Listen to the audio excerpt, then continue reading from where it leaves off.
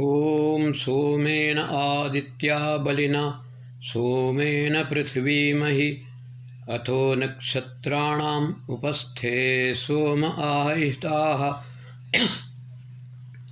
ನನ್ನ ಸಮಸ್ತ ಪ್ರೀತಿಯ ಬಂಧು ಭಗಿನಿಯರಿಗೆ ಡಾಕ್ಟರ್ ಸುಕುಮಾರ ಶಾಸ್ತ್ರಿ ಮಾಡುವ ವಂದನೆಗಳು. ಬಂಧುಗಳೇ, ಋಗ್ವೇದದ ದಶಮ ಮಂಡಳದ ಈ ಮಂತ್ರವನ್ನು ಸಾಕ್ಷಾತ್ಕಾರ ಮಾಡಿದಳು ಸೂರ್ಯ ಸಾವಿತ್ರಿ. ಈ ಮಂತ್ರದಲ್ಲಿ ಸೃಷ್ಟಿಯ ಚಿದಂಬರ ರಹಸ್ಯವನ್ನು ತಿಳಿಯಪಡಿಸಲಾಗಿದೆ. ಬಂಧುಗಳೇ, ಸೋಮ ಮತ್ತು ಅಗ್ನಿಸೋಮಾಭ್ಯಾಂ ಇದಂ ಜಗತ್ ಅಂತ ಹೇಳ್ತಾರೆ. ಅಗ್ನಿ ಅಂದರೆ ಪುರುಷ ತತ್ವ, ಸೋಮ ಎಂದರೆ ಸ್ತ್ರೀ ತತ್ವ. ವೇದದಲ್ಲಿ ಅಗ್ನಿ ಮತ್ತು ಸೋಮ ಎಂದು ಹೇಳುತ್ತಾರೆ. ಮತ್ತು ಉಪನಿಷತ್ತಿನಲ್ಲಿ ಪ್ರಾಣ ಮತ್ತು ರೈ ಎಂದು ಹೇಳಿದೆ. ಬಂಧುಗಳೇ, ಈ ಮಂತ್ರವನ್ನು ಸ್ಪಷ್ಟಪಡಿಸುವುದಕ್ಕೋಸ್ಕರ ಕೆಲವು ದರ್ಶನ ಶಾಸ್ತ್ರಗಳ ಅಧ್ಯಯನವನ್ನು ನಾವು ಮಾಡಬೇಕಾಗುತ್ತದೆ. ಕಾಶ್ಮೀರಸ್ಯ ಶೈವ ದರ್ಶನಂ. ನೀವು ಕೇಳಿರಬಹುದು ಅರ್ಧನಾರೀಶ್ವರ ಎಂದು. ಈ ಅರ್ಧನಾರೀಶ್ವರದ ಕಲ್ಪನೆಯನ್ನು ಮಾಡಿದ್ದು ಇದಕ್ಕೋಸ್ಕರವಾಗಿಯೇ. ನಾರಿ ಮತ್ತು ಪುರುಷ, ಈ ಅರ್ಧನಾರೀಶ್ವರ ಇದೊಂದು ಸಾಂಕೇತಿಕ. ಈ ಸೃಷ್ಟಿಯ ಚಿದಂಬರ ರಹಸ್ಯವನ್ನು ಉದ್ಘಾಟಿಸುವುದಕ್ಕೋಸ್ಕರ ಕಾಶ್ಮೀರಸ್ಯ ಶೈವ ದರ್ಶನ. ಪುರುಷನು ಮತ್ತು ಸ್ತ್ರೀ ಅಥವಾ ಪುರುಷ ತತ್ವ ಮತ್ತು ಸ್ತ್ರೀ ತತ್ವ ಸಮನಾಗಿ ಒಂದಾಗಿದ್ದರೆ ಆವಾಗ ಮಾತ್ರ ಸೃಷ್ಟಿಯು ಸ್ಥಿರವಾಗಿರಲು ಸಾಧ್ಯ. ಬಂಧುಗಳೇ, ನಾವು ಪತಂಜಲಿಯ ಯೋಗ ದರ್ಶನವನ್ನು ನೋಡುತ್ತೇವೆ. ನಮ್ಮ ದೇಹದಲ್ಲಿ ನೋಡಿ, ಇದು ದಕ್ಷಿಣ ನಾಸಾಗ್ರಪುಟ, ಇದು ವಾಮನಾಸಾಗ್ರಪುಟ. ಇದರಲ್ಲಿ ಸೂರ್ಯನಾಡಿ, ಇದರಲ್ಲಿ ಚಂದ್ರನಾಡಿ. ನಮ್ಮ ದೇಹದಲ್ಲಿ ಸಮಶೀತೋಷ್ಣವಾಗಿದ್ದರೆ, ಎಂದರೆ ಉಷ್ಣ ಮತ್ತು ಶೀತ ಸಮನಾಗಿಯೇ ಇದ್ದರೆ ದೇಹವು ಆರೋಗ್ಯವಂತರಾಗಿರುತ್ತದೆ. ಅದಕ್ಕೋಸ್ಕರ ನಾವು ಅನುಲೋಮ ವಿಲೋಮ ಪ್ರಾಣಾಯಾಮವನ್ನು ಮಾಡುತ್ತೇವೆ. ಅನುಲೋಮ ವಿಲೋಮ ಪ್ರಾಣಾಯಾಮ ಎಂದು ಹೇಳಿದರೆ, ದಕ್ಷಿಣ ನಾಸಾಗ್ರ ಪುಟವನ್ನು ಇದನ್ನು ಒತ್ತಿ ಹಿಡಿದು ಎಡಬದಿಯಿಂದ ಮೊದಲು ಶ್ವಾಸವನ್ನು ತೆಗೆದುಕೊಳ್ಳುತ್ತೇವೆ.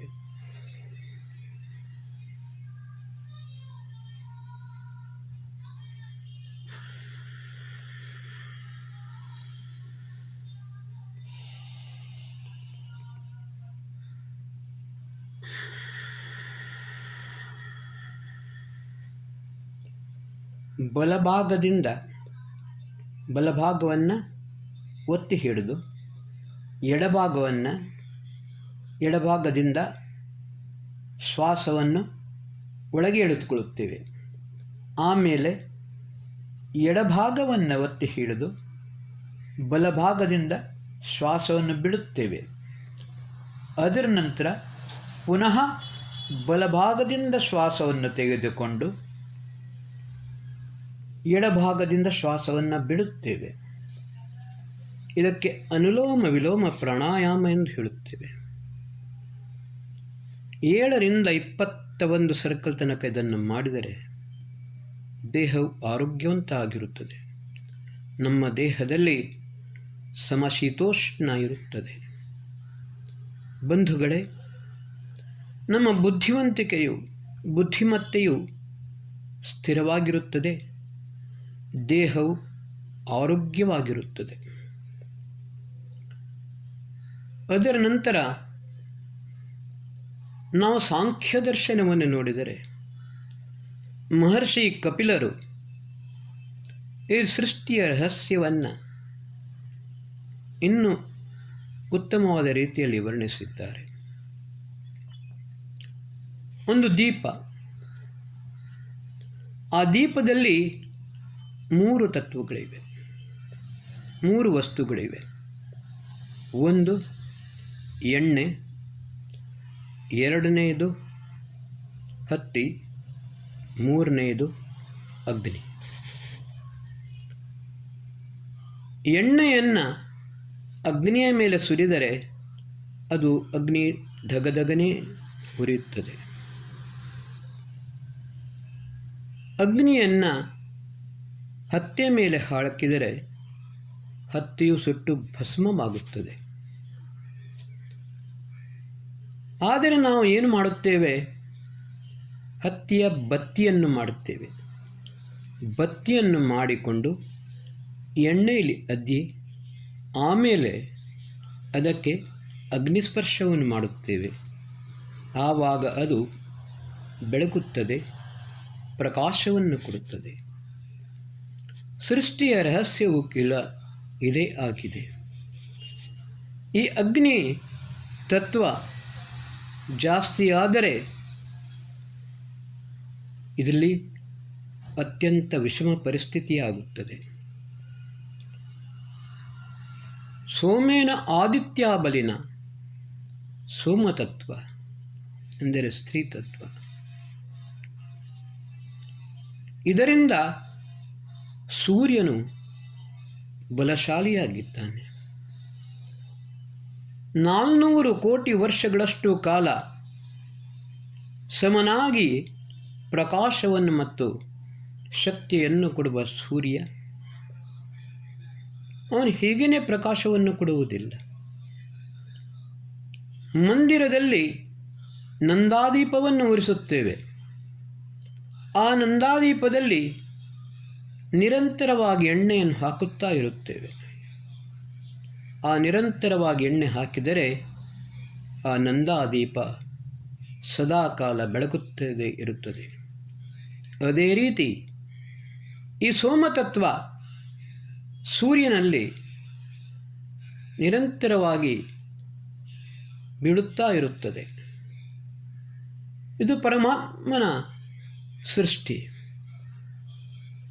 ಅದರಿಂದಾಗಿ ಸೂರ್ಯ ಪ್ರಕಾಶವನ್ನು ಕೊಡುತ್ತಾ ಇರುತ್ತಾನೆ.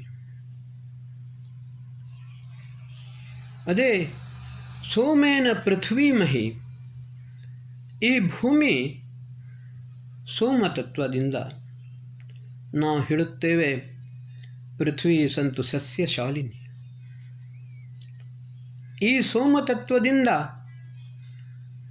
ಈ ಭೂಮಿಯು ಫಲವತ್ತಾಗುತ್ತದೆ, ಸಸ್ಯಶಾಲಿನಿಯಾಗುತ್ತದೆ, ಉತ್ತಮವಾದ ಬೆಳೆಯನ್ನು, ಹಣ್ಣು ಹಂಪಲುಗಳನ್ನು ಕೊಡುತ್ತದೆ, ಸಸ್ಯ ಸಮೃದ್ಧವಾಗುತ್ತದೆ.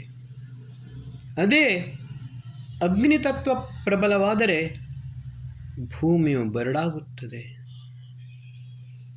ಭೂಮಿಯಲ್ಲಿ ಯಾವ ಅನ್ನವು, ಯಾವ ಹಣ್ಣಂಪಲುಗಳು, ಯಾವ ಸಸ್ಯಗಳು ಬೆಳೆಯಲು ಸಾಧ್ಯವಿಲ್ಲ.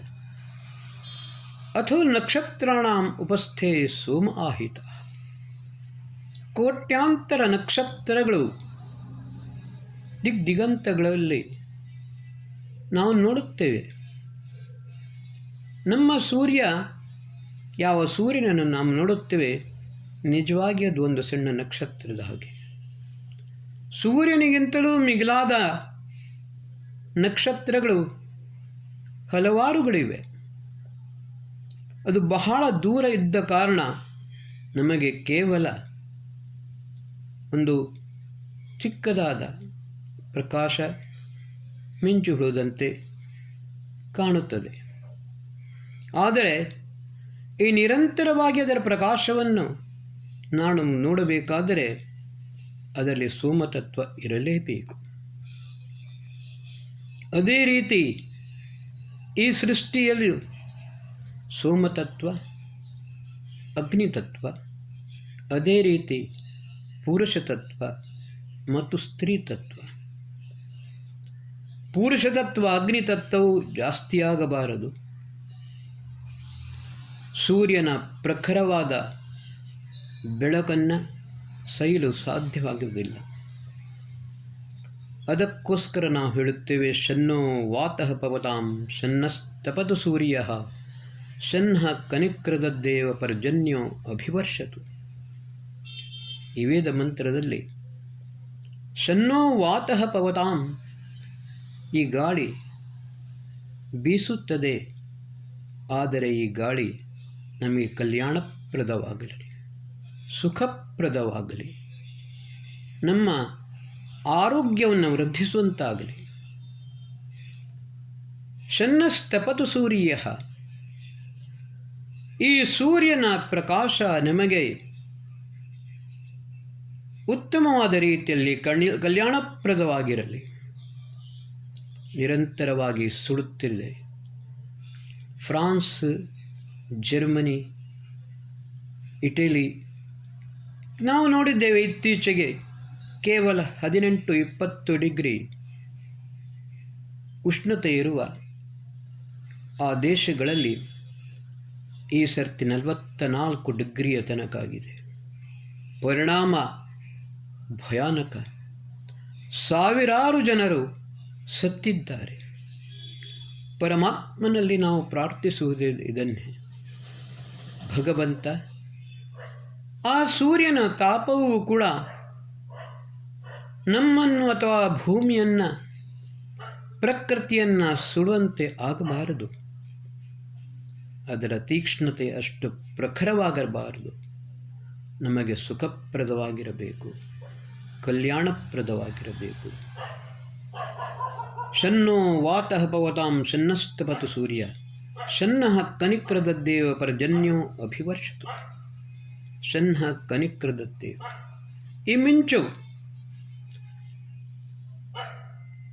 ಈ ಮಿಂಚು ಅತ್ಯಂತ ತೀವ್ರವಾದರೆ ಇದರ ಪರಿಸ್ಥಿತಿ ಭಯಾನಕವಾಗುತ್ತದೆ. ನಾನು ನನ್ನ ಕಣ್ಣಾರೆ ನೋಡಿದ್ದೇನೆ. ಒಂದು ಸಲ ಉಡುಪಿಯಲ್ಲಿ ಕಲ್ಸಂಕದಲ್ಲಿ ನನ್ನ ಅಣ್ಣನ ಅಂಗಡಿಯಲ್ಲಿ ನಾನು, ಅಣ್ಣ ಮತ್ತು ನನ್ನ ತಂದೆಯ ಭಾವ, ನಾವು 3 ಜನರಿದ್ದೆವು. ಕ್ಲೌಡ್ ಬರ್ಸ್ಟ್ ಆಯಿತು.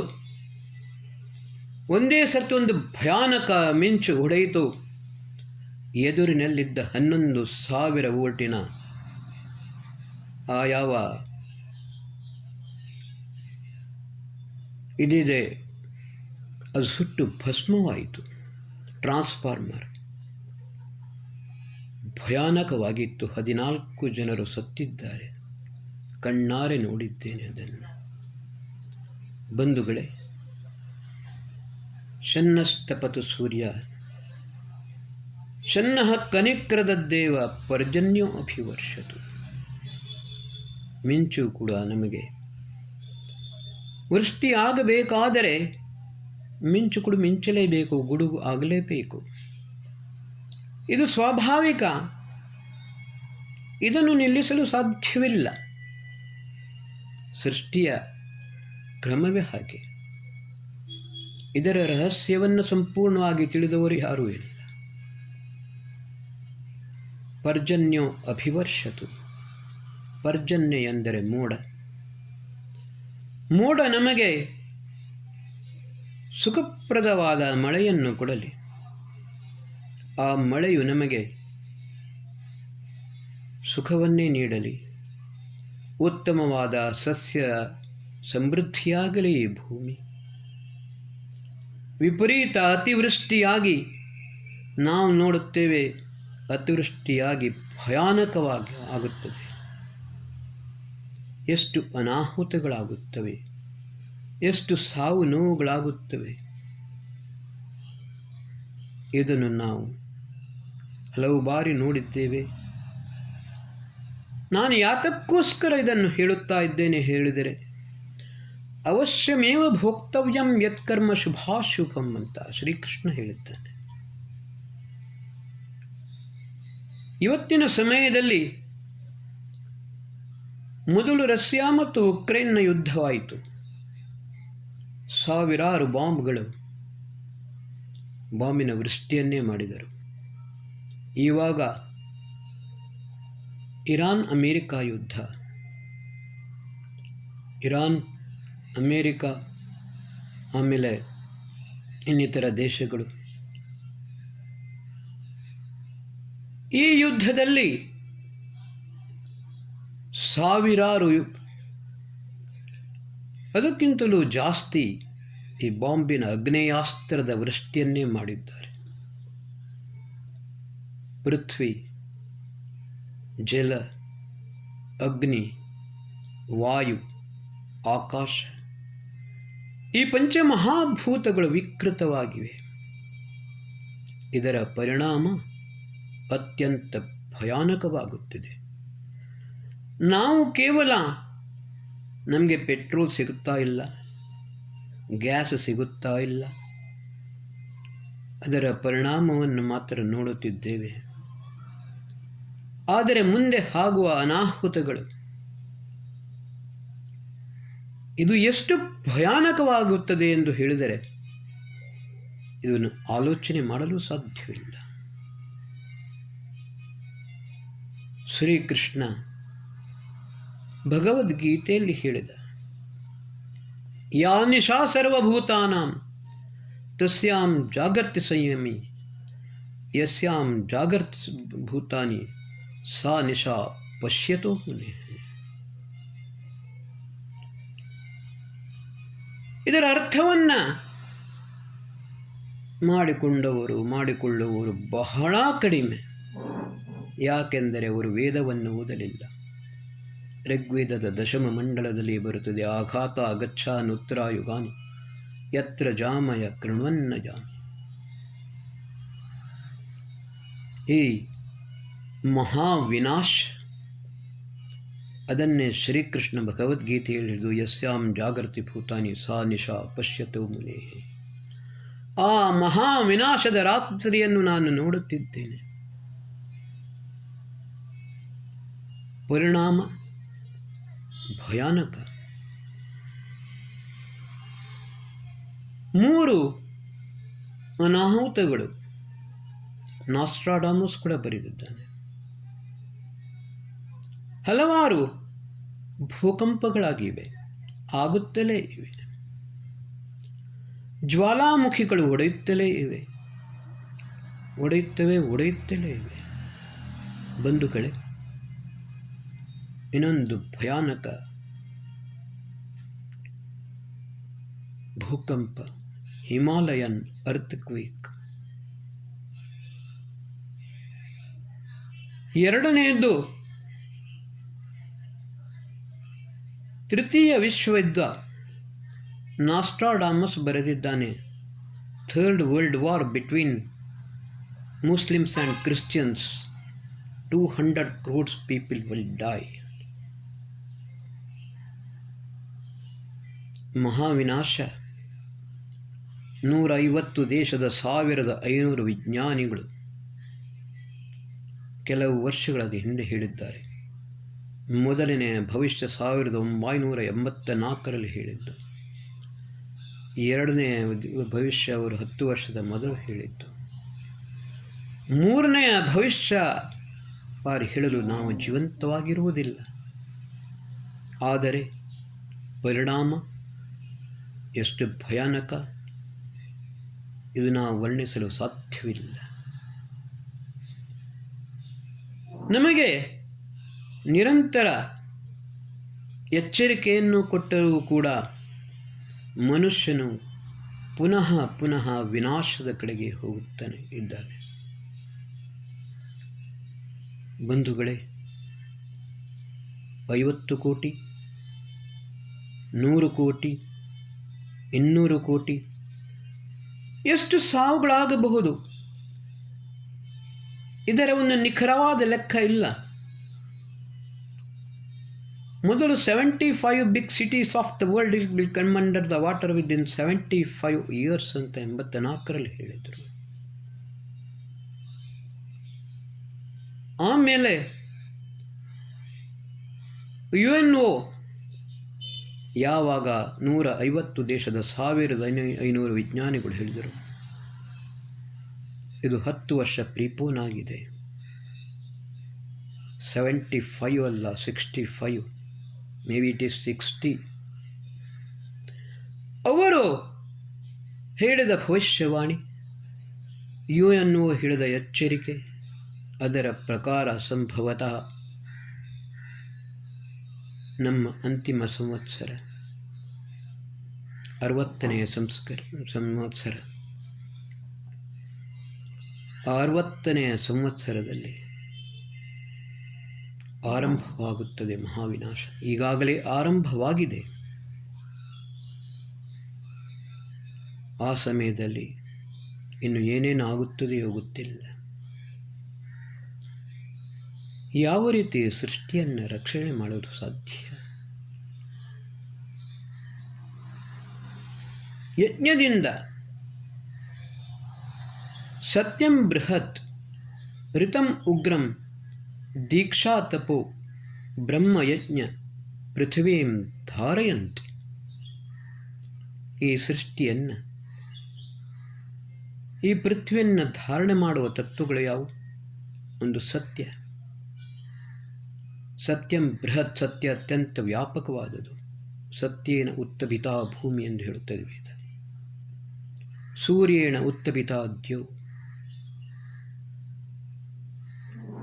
ಋತಂ ಉಗ್ರಂ, ಪ್ರಕೃತಿಯ ನಿಯಮ ಮತ್ತು ಪರಮಾತ್ಮನ ನಿಯಮ ಅತ್ಯಂತ ಕಠೋರವಾದದ್ದು. ಈ ನಿಯಮವನ್ನು ಬದಲಾಯಿಸಲು ಸ್ವತಃ ಪರಮಾತ್ಮನಿಂದಲೂ ಸಾಧ್ಯವಿಲ್ಲ. ದೀಕ್ಷಾ ತಪೋ ಬ್ರಹ್ಮಯಜ್ಞ ಪೃಥ್ವೀಂ ಧಾರಯಂತಿ. ದೀಕ್ಷೆಯೂ ಇಲ್ಲ, ತಪಸ್ಸೂ ಇಲ್ಲ, ಜ್ಞಾನ. ಯಾಂ ಮೇಧಾಂ ದೇವಗಣ ಪೃಥ್ವಿ, ಯಾಂ ಮೇಧಾಂ ದೇವಗಣ ಪಿತರಶ್ಚ ಉಪಾಸತೆ ತಯಾ ಮೇಧಯಾಗ್ನೇ ಮೇಧಾವಿನಂ ಕುರು. ಯಾವ ಮೇಧಾ ಬುದ್ಧಿಯನ್ನು ಋಷಿಗಳು, ಮುನಿಗಳು, ಪಿತರರು ಉಪಾಸನೆ ಮಾಡಿದರು, ಆ ಮೇಧಾಬುದ್ಧಿಯನ್ನು ಪ್ರಾಪ್ತ ಮಾಡುವುದಕ್ಕೋಸ್ಕರ ತಪಶ್ಚರ್ಯೆಯನ್ನು ಮಾಡಿದರು. ಆ ಮೇಧಾಬುದ್ಧಿಯನ್ನು ನಮಗೆ ದಯಪಾಲಿಸು ಭಗವಂತ ಎಂದು ವೇದ ಮಂತ್ರಗಳ ಮೂಲಕ ನಾವು ಪ್ರಾರ್ಥನೆ ಮಾಡುತ್ತೇವೆ. ಆದರೆ ಇವತ್ತು ಆರ್ಟಿಫಿಷಿಯಲ್ ಇಂಟೆಲಿಜೆನ್ಸ್, ರೋಬೋಟಿಕ್ 99% ಇದು ವಿನಾಶವನ್ನು ಮಾತ್ರ ಮಾಡಲು ಸಾಧ್ಯ. ಏನೋ 1% ಮಾತ್ರ ಇದರಿಂದ ಪ್ರಯೋಜನ ಆಗಬಹುದು. ಮನುಷ್ಯ ತನ್ನ ಮನುಷ್ಯತ್ವವನ್ನು ಕಳೆದುಕೊಳ್ಳುತ್ತಿದ್ದಾನೆ. ಪುರುಷ ತತ್ವ, ಸ್ತ್ರೀ ತತ್ವ, ಇದನ್ನೇ ಕಾಶ್ಮೀರಸ್ಯ ಶೈವ ದರ್ಶನಂನಲ್ಲಿ ಹೇಳಿದ್ದುದನ್ನು ಅರ್ಧನಾರೀಶ್ವರ ಎಂದು ಹೇಳಿದರೆ ಈ ಸೃಷ್ಟಿಯಲ್ಲಿ ಸ್ತ್ರೀ ತತ್ವ ಮತ್ತು ಪುರುಷ ತತ್ವ, ಸ್ತ್ರೀಯತ್ವರು ಮತ್ತು ಪುರುಷರು ಸಮನಾಗಿ ಒಬ್ಬರಿಗೊಬ್ಬರು ಪೂರಕರಾಗಿ ಇರಬೇಕು. ಈ ರೀತಿಯಲ್ಲಿದ್ದರೆ ಮಾತ್ರ ಸದಾ ಸುಖದಿಂದಲೇ ಇವರು ಸಾಧ್ಯವಿದೆ. ಸೃಷ್ಟಿಯಲ್ಲಿಯೂ ಕೂಡ ಸಮತೋಲನವಾಗಿರಲು ಸಾಧ್ಯವಿದೆ.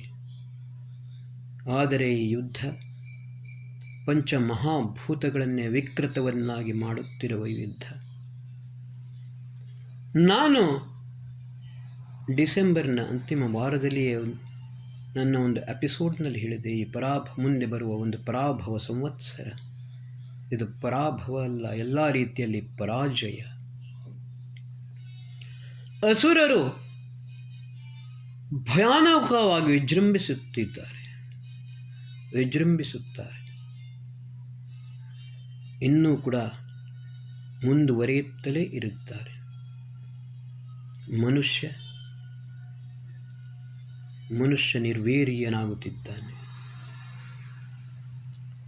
ಕೇವಲ ನೋಡುವುದು ಮಾತ್ರ ನಮಗೆ ಸಾಧ್ಯ, ಅದಕ್ಕಿಂತ ಹೆಚ್ಚು ಮಾಡಲು ನಾವು ಏನು ಸಾಧ್ಯವಿಲ್ಲ, ಅಸಹಾಯಕರಾಗಿದ್ದೇವೆ.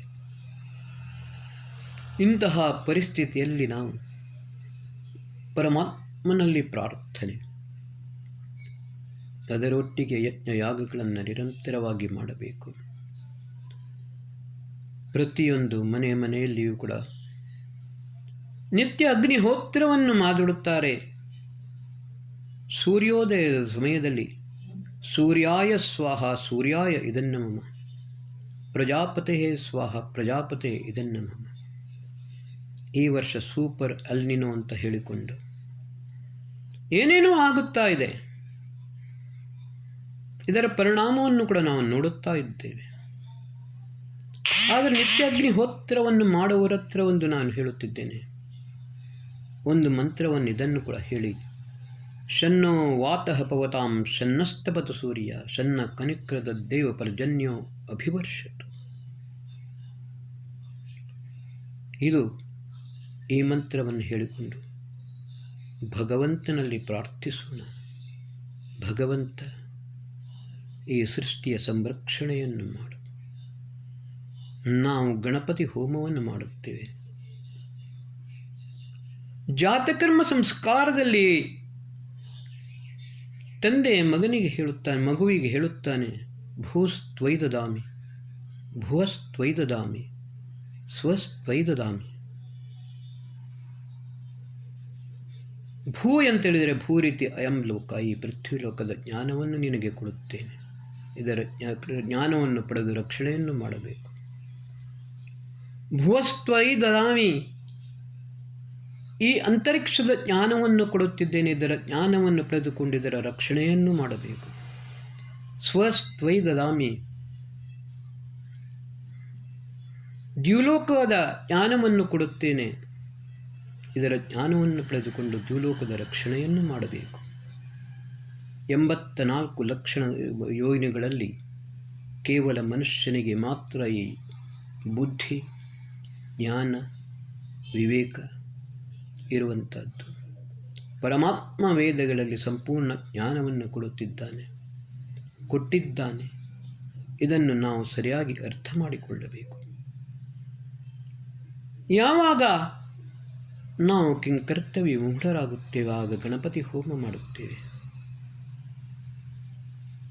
ಭೂ ಗಣಪತಿಂ ಆಹ್ವಯಾಮಿ, ಭುವಃ ಗಣಪತಿಂ ಆಹ್ವಯಾಮಿ, ಸ್ವಃ ಗಣಪತಿಂ ಆಹ್ವಯಾಮಿ, ಭೂರ್ಭುವ ಸ್ವಃ ಮಹಾಗಣಪತಿಂ ಆಹ್ವಯಾಮಿ. ಗಣಾನಾಂ ತ್ವಾ ಗಣಪತಿಂ ಹವಾಮಹೇ ಕವಿಂ ಕವೀನಾಮುಪಶ್ರವಸ್ತಮಂ ಜ್ಯೇಷ್ಠರಾಜಂ ಬ್ರಹ್ಮಣಾ ಬ್ರಹ್ಮಣಸ್ಪತ ಆನಶೃಣ್ವನ್ನೋತಿ ಬೀಸಿದ ಸಾಧನೆ. ಈ ಗಣಪತಿ ಭೂಲೋಕದ ಸಂರಕ್ಷಣೆಯನ್ನು ಮಾಡಲಿ. ಈ ಗಣಪತಿ ಅಂತರಿಕ್ಷದ ಸಂರಕ್ಷಣೆಯನ್ನು ಮಾಡಲಿ. ಈ ಗಣಪತಿ ದ್ಯುಲೋಕದ ರಕ್ಷಣೆಯನ್ನು ಮಾಡಲಿ. ಮಹಾಗಣಪತಿ ಗಣಾನಾಂ ತ್ವಾ ಗಣಪತಿಂ ಹವಾಮಹೇ ಕವಿಂ ಕವೀನಾಂ ಉಪಶ್ರವಸ್ತಮಂ. ಆ ಮಹಾಗಣಪತಿ ಪರಮಾತ್ಮ ಸರ್ವಶಕ್ತ, ಸೃಷ್ಟಿಕರ್ತ, ಸರ್ವಜ್ಞ, ಸರ್ವದಾತ, ಸರ್ವಾಂತರ್ಯಾಮಿ ಪರಮಾತ್ಮ ನಮಗೆ ಸರ್ವಭಿತತಲು ರಕ್ಷಿಸಲಿ. ಕವಿಂ ಕವೀನಾಮುಪಶ್ರವಸ್ತಮಂ, ಸಕಲ ಋಷಿ ಮುನಿಗಳಿಗೂ ಅವನು ಜ್ಞಾನದಾತನೂ ಆಗಿದ್ದಾನೆ. ಅವನಿಗಿಂತ ಮಿಗಿಲಾದ ಜ್ಞಾನವಂತರು ಯಾರೂ ಇಲ್ಲ. ಜ್ಯೇಷ್ಠ, ಎಲ್ಲರಿಗಿಂತಲೂ ಜ್ಯೇಷ್ಠ ಶ್ರೇಷ್ಠನಾಗಿದ್ದಾನೆ. ಅವನಿಗಿಂತ ಮಿಗಿಲಾದವರು ಯಾರೂ ಇಲ್ಲ. ಏತಾವಾನಸ್ಯ ಮಹಿಮಾತೋ ಜ್ಯಾಯಾಂಶ್ಚ ಪೂರುಷಃ. ಈ ಸಮಸ್ತ ಚರಾಚರ ಜಗತ್ತು ಬ್ರಹ್ಮಾಂಡವಿದೆ, ಅದು ಕೇವಲವನ ಒಂದು ಮಹಿಮೆ ಮಾತ್ರ. ಅದಕ್ಕಿಂತಲೂ ಅವನು 3 ಪಟ್ಟು ಹೆಚ್ಚು ಇದ್ದಾನೆ. ಅಂತಹ ಸರ್ವಜ್ಯೇಷ್ಠ, ಸರ್ವಜ್ಞ, ಸರ್ವವ್ಯಾಪಕ, ಸರ್ವಾಂತರ್ಯಾಮಿ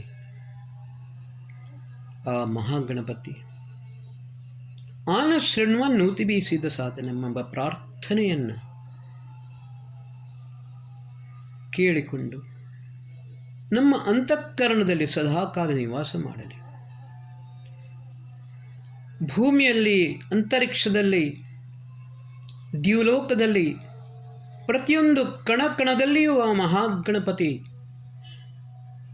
ಸದಾಕಾಲ ಅವನು ಇದ್ದಾನೆ. ಆದರೆ ನಾವು ಅವನನ್ನು ನೋಡಲು ಅಸಮರ್ಥರಾಗಿದ್ದೇವೆ. ಜ್ಞಾನದಿಂದಾಗಲಿ ಯೋಗದಿಂದಾಗಲಿ ನಾವು ನೋಡಲು ಸಮರ್ಥರಾಗಿದ್ದೇವೆ. ಯಾಕಂದರೆ ಆ ಶಕ್ತಿಯು ತಪಸ್ಸೂ ಇಲ್ಲ ನಮ್ಮ ಹತ್ರ, ಆ ಜ್ಞಾನವೂ ನಾವು ಕಳೆದುಕೊಂಡಿದ್ದೇವೆ. ಮೇಧಾಬುದ್ಧಿ ಇಲ್ಲ, ಆರ್ಟಿಫಿಷಿಯಲ್ ಇಂಟೆಲಿಜೆನ್ಸಿ. ಇದು ಮಹಾ ವಿನಾಶಕ್ಕೆ ಕಾರಣವಾಗುತ್ತದೆ.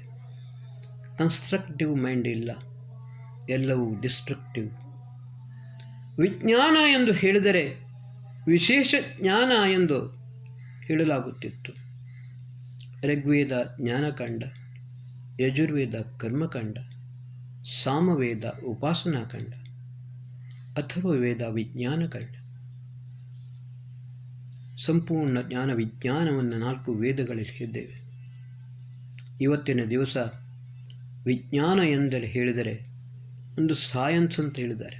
ಅಲ್ಲ, ಚರಾಚರ ಜಗತ್ತಿನ ಸಂಪೂರ್ಣ ಜ್ಞಾನವೇ ವಿಶೇಷ ಜ್ಞಾನ. ಆದರೆ ಇವತ್ತದು ವಿಗತ ಜ್ಞಾನವಾಗಿದೆ, ಜ್ಞಾನ ಶೂನ್ಯವಾದದ್ದು. ವಿಜ್ಞಾನದಲ್ಲಿ ಜ್ಞಾನ ಇಲ್ಲ, ಅದಕ್ಕೋಸ್ಕರ ಮನುಷ್ಯನು ಡಿಸ್ಟ್ರಕ್ಷನ್, ವಿನಾಶ.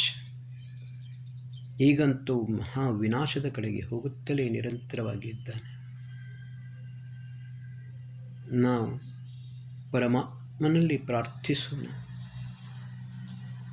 ಈಗ ಉಳಿದದ್ದು ಯಜ್ಞ ಮಾತ್ರ. ಆದರೆ ಸತ್ಯವನ್ನು ನಾವು ಬಿಡಬಾರದು. ಪ್ರಕೃತಿಯ ನಿಯಮ ಮತ್ತು ಪರಮಾತ್ಮನ ನಿಯಮವನ್ನು ಪಾಲಿಸಬೇಕು. ಸತ್ಯಂ ಬೃಹತ್ ಋತಂ ಉಗ್ರಂ ದೀಕ್ಷಾ, ಉತ್ತಮ ಸಂಸ್ಕಾರ, ಸದ್ವಿವೇಕ, ಸತ್ಕರ್ಮ, ಸದಾಕಾಲ ಸದ್ಗುಣ ನಮ್ಮಲ್ಲಿರಬೇಕು. ತಪಸ್ಸು ಎಂದು ಹೇಳಿದರೆ ನಮ್ಮ ಇಂದ್ರಿಯಗಳನ್ನು ಸರಿಯಾದ ರೀತಿಯಲ್ಲಿ ಗಮನದಲ್ಲಿ ಇಟ್ಟುಕೊಂಡು ಅದನ್ನು ಯೋಗ್ಯವಾದ ರೀತಿಯಲ್ಲಿ ನಮಗೂ ಮತ್ತು ಬೇರೆಯವರಿಗೂ ಕೂಡ ಕಲ್ಯಾಣಪ್ರದವಾಗಿ ಕರ್ಮಗಳನ್ನು ಮಾಡಬೇಕು.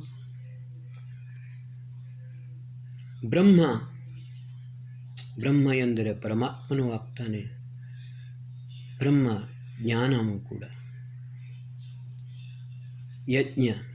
ಯಜ್ಞೋ ವೈ ಶ್ರೇಷ್ಠತಮಂ ಕರ್ಮ, ಸದಾಕಾಲ ಶ್ರೇಷ್ಠ ಕರ್ಮಗಳನ್ನು ಮಾಡಬೇಕು. ಆಮೇಲೆ ಯಜ್ಞದಲ್ಲಿ ಆಹುತಿಯನ್ನು ಹಾಕುತ್ತೇವೆ. ನಾವು ಅದನ್ನೇ ಹೇಳಿದೆ. ನಾನು ಶನ್ನೋ ವಾತಃ ಪವತಾಂ ಶನ್ನಸ್ತಪತ ಸೂರ್ಯ ಶನ್ನ ಕನಿಕರದ ದೇವ ಪರ್ಜನ್ಯೋ ಅಭಿವರ್ಷತು. ಪಂಚಮಹಾಭೂತಗಳು ವಿಕೃತವಾಗಿವೆ. ಸೂರ್ಯ ಸಾವಿತ್ರಿ ನಮಗೆ ಹೇಳಿಕೊಟ್ಟಂತೆ. ಕಾಶ್ಮೀರಸ್ಯ ಶೈವ ದರ್ಶನಂ, ಪತಂಜಲಿಯ ಯೋಗ ದರ್ಶನ ಮತ್ತು ಮಹರ್ಷಿ ಕಪಿಲರ ಸಾಂಖ್ಯ ದರ್ಶನ. ಈ ದರ್ಶನ ಶಾಸ್ತ್ರಗಳಲ್ಲಿ ನಮಗೆ ಈ ಸೃಷ್ಟಿಯ ಚಿದಂಬರ ರಹಸ್ಯವನ್ನು ಉದ್ಘಾಟಿಸಿದ್ದಾರೆ ಋಷಿಮುನಿಗಳು. ಯಾವ ರೀತಿ ರಕ್ಷಿಸಬೇಕು ಎಂದು ಹೇಳಿಕೊಟ್ಟಿದ್ದಾರೆ. ಆ ಜ್ಞಾನವನ್ನು ಪಡೆದುಕೊಂಡು ನಾವು ಈ ಸೃಷ್ಟಿಯ ಸಂರಕ್ಷಣೆಯನ್ನು ಮಾಡೋಣ. ನಮ್ಮ ಪರಿವಾರದಲ್ಲಿಯೂ, ಸಮಾಜದಲ್ಲಿಯೂ, ದೇಶದಲ್ಲಿಯೂ, ವಿಶ್ವದಲ್ಲಿಯೂ ಸ್ತ್ರೀ ಪುರುಷರು ಪರಸ್ಪರ ಒಂದಾಗಿ, ಒಬ್ಬರಿಗೆ ಪೂರಕವಾಗಿ, ಒಟ್ಟಾಗಿ ಇರಲಿ. ಪೈಪೋಟಿ ಬೇಡ. ನಾ ಮುಂದು ತಾ ಮುಂದು ಎಂದು ಹೇಳಿದರೆ ಅಲ್ಲಿ ಆಗುವುದು ವಿನಾಶವೇ. ಅಗ್ನಿತತ್ವವೂ ಪ್ರಬಲವಾಗಬಾರದು, ಸೋಮತತ್ವವೂ ಪ್ರಬಲವಾಗಬಾರದು. ಎರಡೂ ಸರಿಸಮಾನವಾಗಿದ್ದರೆ ಮಾತ್ರ ಈ ಸೃಷ್ಟಿಯು ಸ್ಥಿರವಾಗಿರುತ್ತದೆ. ಇದೇ ಈ ಎಪಿಸೋಡ್ನಲ್ಲಿ ನಿಮಗೆಲ್ಲರಿಗೆ ಹೇಳುವಂಥದ್ದು. ಓಂ ಶಾಂತಿ ಶಾಂತಿ ಶಾಂತಿ.